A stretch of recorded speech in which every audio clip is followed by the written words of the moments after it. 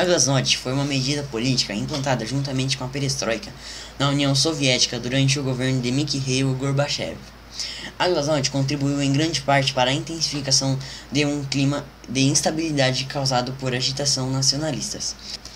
Enquanto no Ocidente a noção da Glasnost se associa com a liberdade de expressão, a meta principal dessa política foi fazer o governo do país transparente e aberto para discutir, assim logrando o círculo estreito que anteriormente exerceu o controle completo da economia. A Glasnost foi, portanto, um processo de abertura política.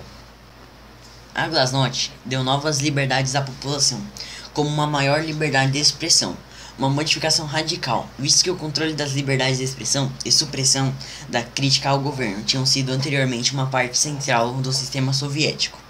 Houve também um maior grau da liberdade dentro dos meios de comunicação.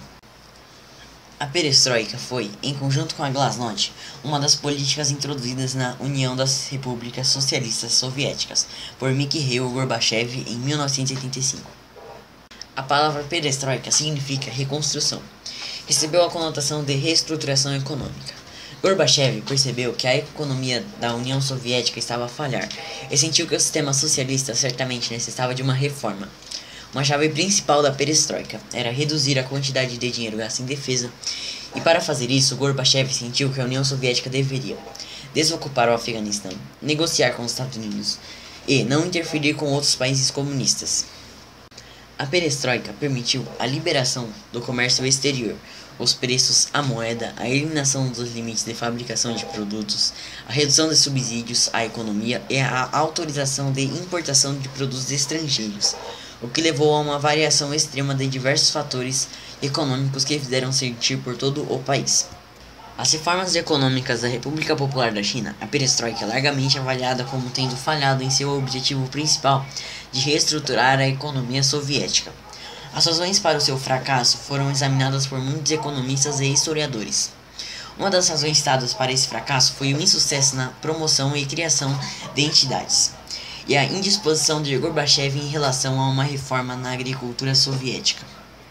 Contrariamente às reformas no Afeganistão, a perestroika não só falhou no propósito de trazer benefícios econômicos imediatos para a maioria das pessoas, mas no desmantelar da economia planejada que criou o caos econômico. A pobreza foi espalhada e os benefícios sociais removidos, como os subsídios e descontos fiscais. As alterações registradas na política externa contribuíram para afastar o espectro de uma guerra. Em seus anos finais, a URSS era composta de 15 repúblicas socialistas soviéticas e a capital era Moscou.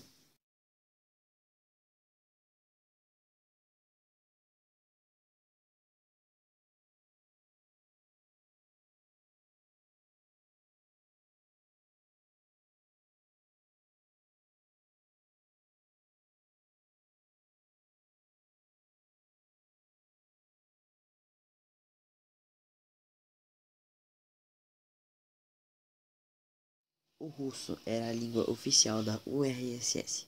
Entretanto, mais de 200 outras línguas e dialetos eram falados. No final dos anos 1980, o então presidente da União Soviética, Mikhail Gorbachev, deu início a um processo de abertura econômica e política. No lado econômico, o sistema planejado com políticas sociais deveria ser substituído gradualmente por elementos da economia de mercado capitalista. Uma mudança difícil que foi acompanhada da queda da produtividade em muitos setores, assim como de problemas de distribuição. A partir de 1989, conflitos que já existiam entre o parlamento da URSS e os das repúblicas se intensificaram. A discussão era focada na divisão de poderes entre o governo central e o governo das repúblicas.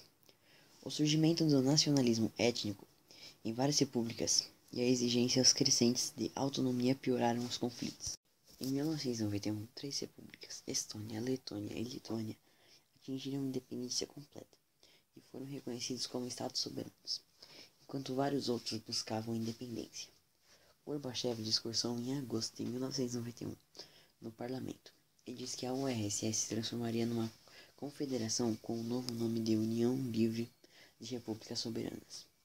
Esta união teria certo grau de integração em política externa, defesa e economia, mas as repúblicas não conseguiram chegar a um acordo. Os conflitos afloraram. As diferenças sociais, étnicas, religiosas e econômicas que estimularam os movimentos separatistas e cunho-nacionalistas. Um desses movimentos é o conflito de Chechênia. Nas décadas de 1930 e 1940, o então presidente da União Soviética, Joseph Stalin, deu estímulo à migração para regiões onde os estados podem garantir condição de vida digna do povo, garantindo reforma agrária, emprego, educação, etc. As repúblicas que atualmente são países independentes receberam pessoas de diversas etnias, especialmente russos. Tal situação é uma das causas desse problema. As rivalidades étnicas com países da CEI constituem um grande foco de instabilidade política e social, principalmente na Rússia.